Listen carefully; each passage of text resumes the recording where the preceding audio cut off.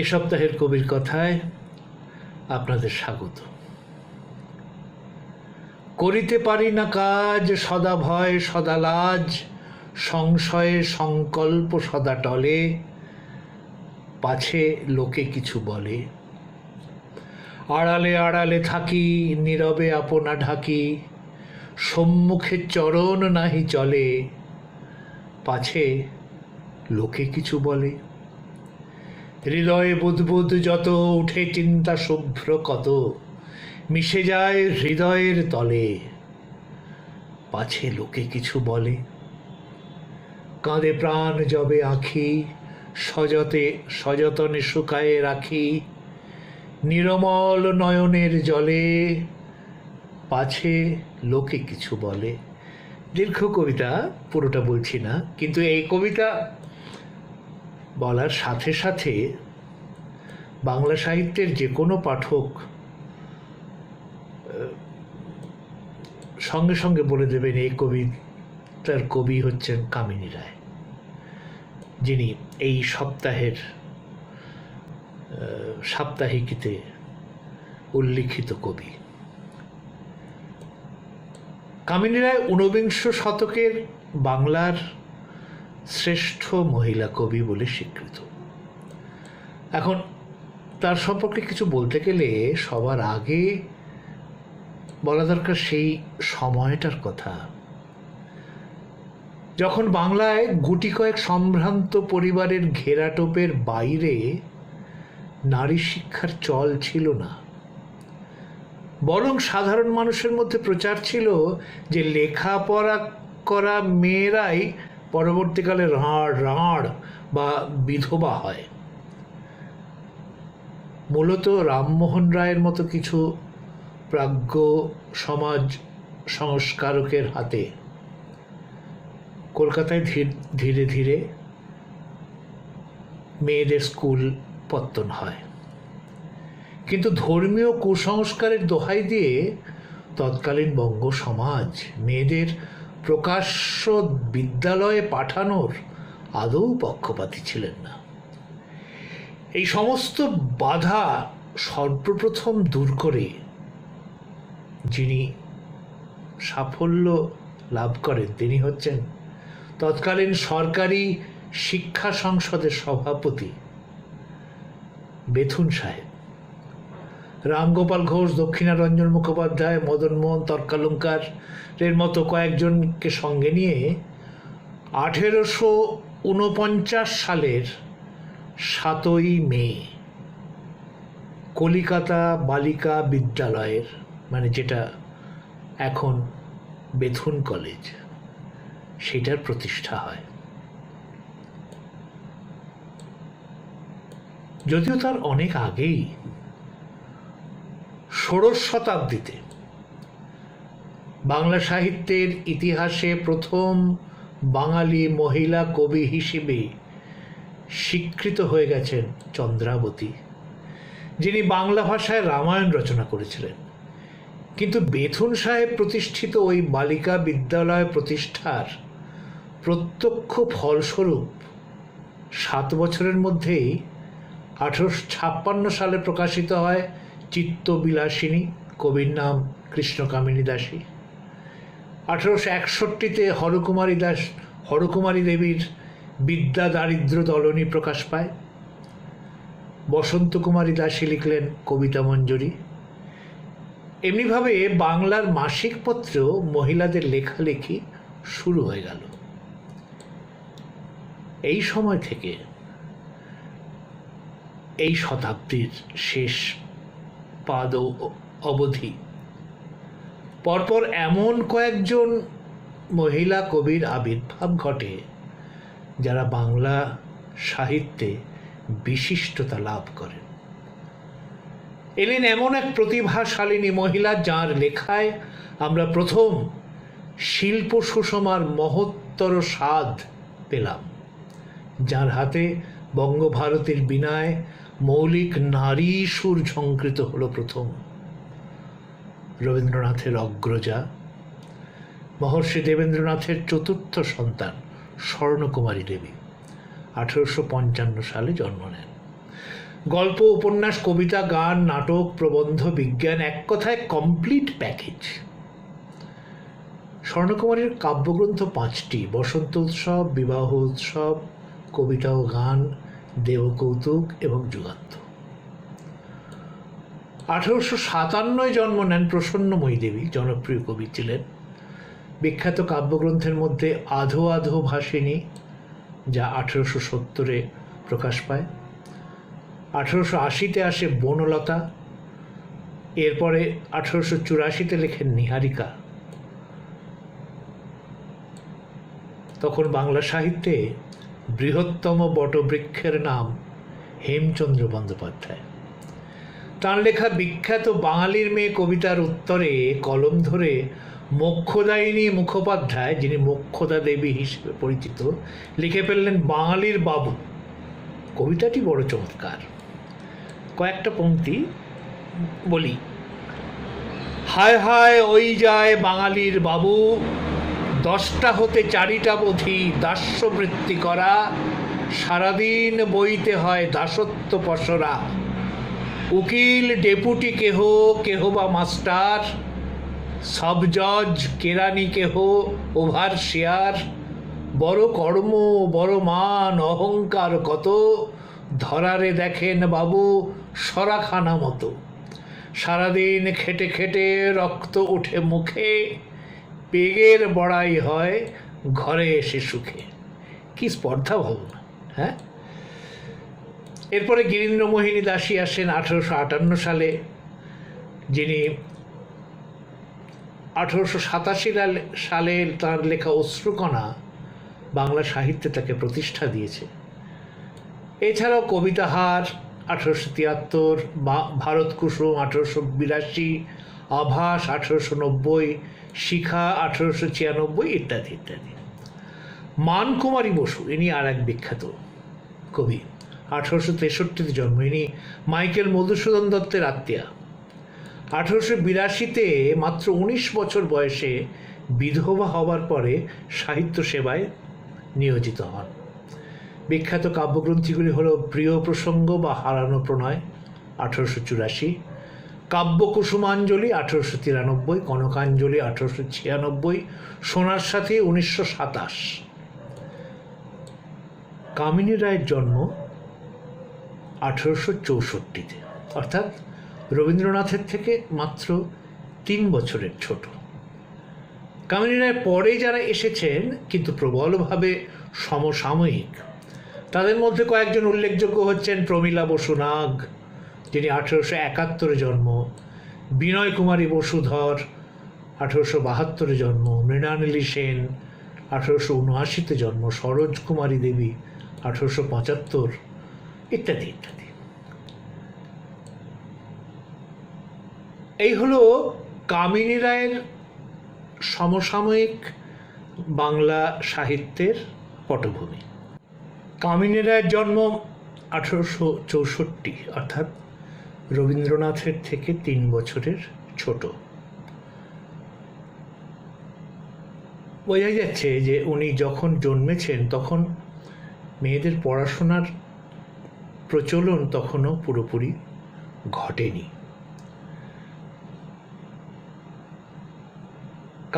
কামিনীর মা নিজের চেষ্টায় একটু লেখাপড়া করেছিলেন, তিনি লিখতে পড়তে পারতেন। শোনা যায় কামিনীর জন্মের অব্যবহিত পূর্বে সন্তানের লালন পালন সম্পর্কে উপদেশ দিয়ে কামিনীর বাবা, যিনি তার নাম ছিল চণ্ডীচরণ সেন, স্বনামধন্য গ্রন্থকার, তিনি একটি পত্রে এই সন্তানের লালন পালন সম্পর্কে উপদেশ দিয়ে তার স্ত্রীকে একটি পত্র লিখেছিলেন।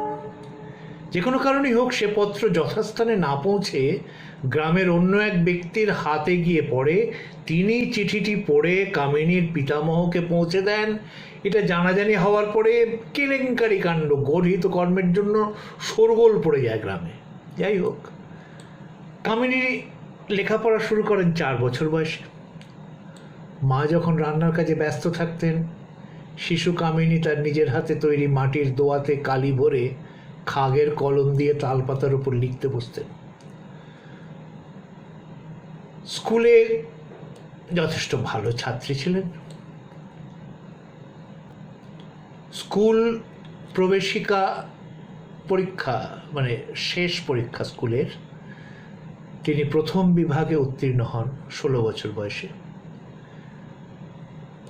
2 বছর বাদে FA পরীক্ষায় বিশ্ববিদ্যালয়ের সংস্কৃত ভাষায় দ্বিতীয় স্থান অধিকার করেন এবং পরে সংস্কৃতে অনার্স নিয়ে BA পরীক্ষায় উত্তীর্ণ হন। তিনি প্রথম মহিলা অনার্স গ্র্যাজুয়েট বাংলায়। চাকরির সুযোগ এলে পিতার আপত্তিতে সেটা হয়ে ওঠেনি। পিতা আক্ষেপ করে বলেছিলেন, অধিকাংশ ছেলে আজকাল চাকরি পাওয়ার জন্য পড়াশোনা করেন, জ্ঞান বৃদ্ধির জন্য নয়। কন্যাকে আমি কখনোই চাকরি করতে দেব না। 8 বছর বয়সে কবিতা লিখতে শুরু করেন। তিনি নিজেই লিখছেন, আলোচনা নামক মাসিক পত্রিকায় প্রসন্নময়ী দেবীর লিখিত কেন মালা গাঁথি কুমারীর চিন্তা শীর্ষক কবিতা পড়িয়া আসিয়া পরদিন সঞ্জীবনী মালা লিখি। প্রসন্নময়ী প্রবীণা বিবাহিতা, কুমারীর চিন্তা লিখিলেন, আমি কুমারী হইয়া প্রবীণার মতো তাহার উত্তর দিলাম। এক তামাশা। কিছু কবিতা পড়ি কামিনী রায়ের। সুখ। নাইকিরে সুখ, নাইকিরে সুখ, এ ধরা কি শুধু বিষাদময়, যাতনে জ্বলিয়া কাঁদিয়া মরিতে কেবলই কি নর জনমলয়। এই কবিতার মধ্যেই আছে, পরের কারণে স্বার্থ দিয়া বলি, এই জীবন মন সকলই দাও, তার মতো সুখ কোথাও কি আছে, আপনার কথা ভুলিয়া যাও।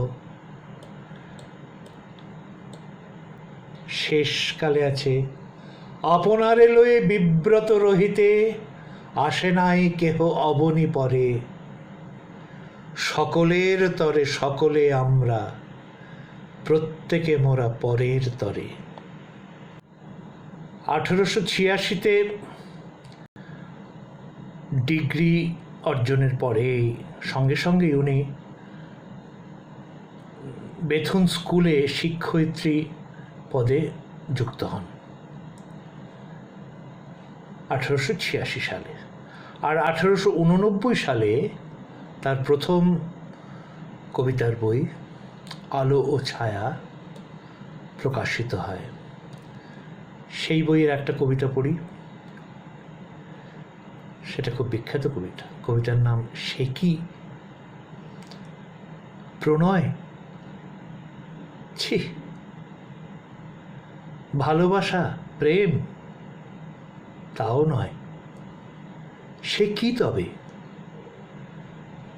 দিও নাম দি পরিচয়, আসক্তিবিহীন শুদ্ধ ঘন অনুরাগ, আনন্দ সে নাহি তাহে পৃথিবীর দাগ, আছে গভীরতা আর উদ্বেল উচ্ছ্বাস, দুধারে সংযম বেলা, ঊর্ধ্বে নীলাকাশ, উজ্জ্বল কৌমুদী তলে অনাবৃত প্রাণ, বিম্ব প্রতিবিম্বকার প্রাণে অধিষ্ঠান, ধরার মাঝারে থাকি ধরা ভুলে যাওয়া, উন্নত কামনা ভরে ঊর্ধ্ব দিকে যাওয়া, ইত্যাদি ইত্যাদি। 1894 সালে স্ট্যাটুটারি সিভিলিয়ান কেদারনাথ রায়ের সাথে তার বিয়ে হয়। কেদারনাথ অনেকদিন আগে থেকেই কামিনীর গুণমুগ্ধ ছিলেন, বিশেষ করে তার কবিতার। বিয়ের পরে কামিনীর শুধু গুঞ্জন নামে শিশুদের উপযোগী একটি বই বেরোয়। কবিতা লেখা ছেড়ে দিয়েছেন বলে বন্ধুরা অনুযোগ করতে কামিনী তার সন্তানদের দেখিয়ে বলতেন, এরাই আমার জীবন্ত কবিতা, 1909 সালে কামিনী রায় বিধবা হন এবং তার 4 বছর বাদে বড় ছেলে অশোকেরও মৃত্যু হয়। তারপর থেকে আমৃত্যু সাহিত্য সেবা এবং নারী কল্যাণে কাজ করে গেছেন।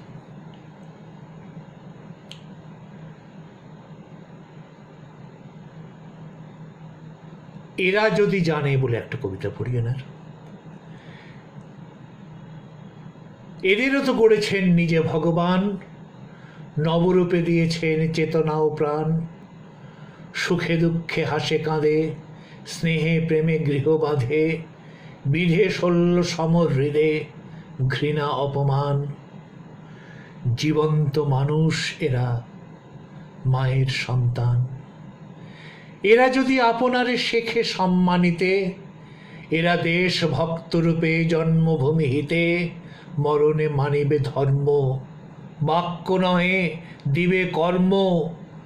আলস্য বিলাস আজও ইহাদের চিতে, পারেনি বাঁধিতে বাসা পথ ভুলাইতে। এরা হতে পারে দ্বিজ, যদি এরা জানে, এরা কি সভয় সরি রহে ব্যবধানে। এরা হতে পারে বীর, এরা দিতে পারে শির, জননীর ভগিনীর পত্নীর সম্মানে, ভবিষ্যের মঙ্গলের স্বপনে ও ধ্যানে। আর একটা কথা বলা দরকার, সেটা দিয়ে শেষ করব। সেটা হচ্ছে রবীন্দ্রনাথের থেকে উনি তো 3 বছরের মাত্র ছোট। এই রবীন্দ্রনাথের সঙ্গে তার একটা অম্লমধুর সম্পর্ক ছিল। 1900 সালের 5ই অক্টোবর প্রিয়নাথ সেনকে লেখা একটা চিঠিতে কামিনী রায়ের আলো ও ছায়া এবং পৌরাণিকী এই দুটি কাব্যগ্রন্থ নিয়ে আলোচনায় রবীন্দ্রনাথের মনে হয়েছিল যে লেখিকার ভাব, কল্পনা এবং শিক্ষা আছে, কিন্তু তার লেখনীতে ইন্দ্রজাল নেই, তার ভাষায় সঙ্গীতের অভাব রয়েছে। আর কামিনী রায়ের মনে হয়েছিল রবি ঠাকুরের কবিতা পড়ে যে কিছু যেন একটা নেই তার কবিতায়। সে কথা লিখেছিলেন মন্মথ ঘোষকে। কিন্তু কেবল এইগুলি দিয়াই হৃদয় পরিতৃপ্ত হয় না, আরও কিছু চাই। এইরকম সম্পর্ক ছিল দুজনের।